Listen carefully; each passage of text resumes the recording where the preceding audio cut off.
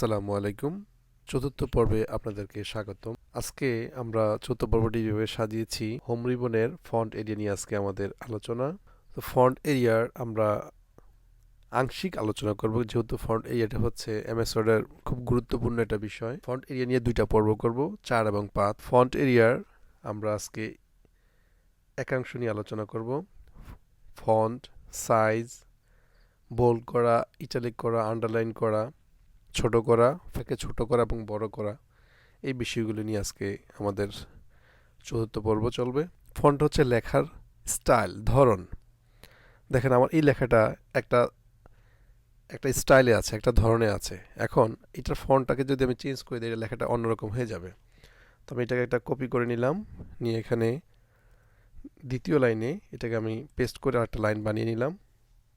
3 থেকে 4টা লাইন আমি এটাকে কপি করে পেস্ট করে নিলাম। দ্বিতীয় লাইনটাকে আমি সিলেক্ট করে নিলাম। ফন্ট এরিয়ার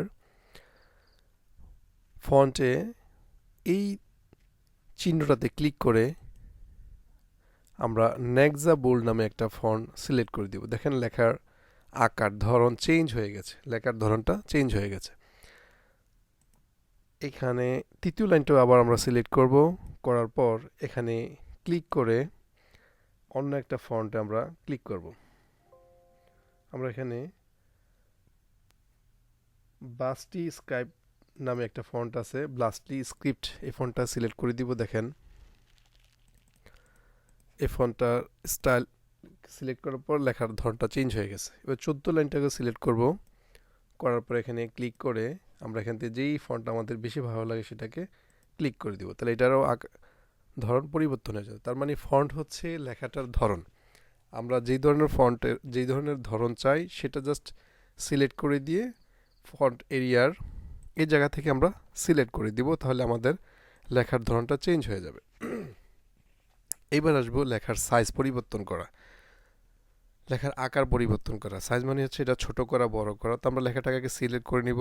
যেহেতু আমরা বলে নিয়েছি যে এমএস ওয়ার্ডে কোনো কিছু পরিবর্তন করতে হলে সেটাকে আগে সিলেক্ট করতে হয়, তো সেক্ষেত্রে আমরা লেখাটাকে সিলেক্ট করে নিলাম। এবার ফন্ট সাইজ আইকনে ক্লিক করে এখান থেকে আমরা সংখ্যা লিখে দিতে পারি।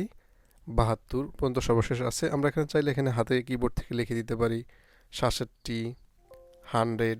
আমাদের যতটুকু বড় দরকার আমরা জাস্ট লিখে এন্টার দিলে, কিবোর্ড থেকে এন্টার দিলে আমাদের লেখার আকারটা বড় হয়ে যাবে।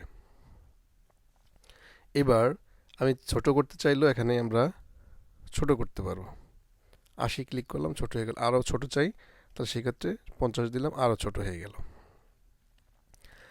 তাহলে এই আইকন থেকে, ফন্ট আইকন থেকে আমাদের লেখার সাইজটাকে ছোট বড় করতে পারি। এবার আমি চাচ্ছি শুধু কুইক লেখাটা একটু মোটা হবে। তাহলে আমরা কি করব, এই কুইকটাকে ড্র্যাগ করে সিলেক্ট করব, তারপর এখান থেকে বিতে প্রেস করব, অথবা বি মানে হচ্ছে বোল্ড, অথবা কিবোর্ড থেকে কন্ট্রোল বি প্রেস করব। তাহলে দেখেন লেখাটা মোটা হয়ে গেছে। এখন আমি চাচ্ছি এই পাশের লেখাটা একটু বাঁকা হবে। তাহলে আমরা হোম রিবনের ফন্ট এরিয়ার এই আই লেখাতে, মানে আই মানে হচ্ছে ইটালিক, এটাতে ক্লিক করব, অথবা কন্ট্রোল আই প্রেস করলে এটা অটোমেটিকলি লেখাটা একটু বাঁকা হয়ে যাবে। এবার দেখুন আমি চাচ্ছি যে এই লেখাটার নিচে একটা দাগ চলে আসুক। দাগ মানে হচ্ছে এখানে আন্ডারলাইন, লেখার নিচে দাগ দেওয়া মানে হচ্ছে আন্ডারলাইন করা। তো লেখাটাকে আমরা সিলেক্ট করলাম, করার পর এখানে ইউতে ক্লিক করব, অথবা কিবোর্ড থেকে কন্ট্রোল ইউ প্রেস করলে আমাদের লেখাটার নিচে দাগ চলে আসবে। চতুর্থ পর্বের এখানেই আমরা ইতি টানছি। আসসালামু আলাইকুম।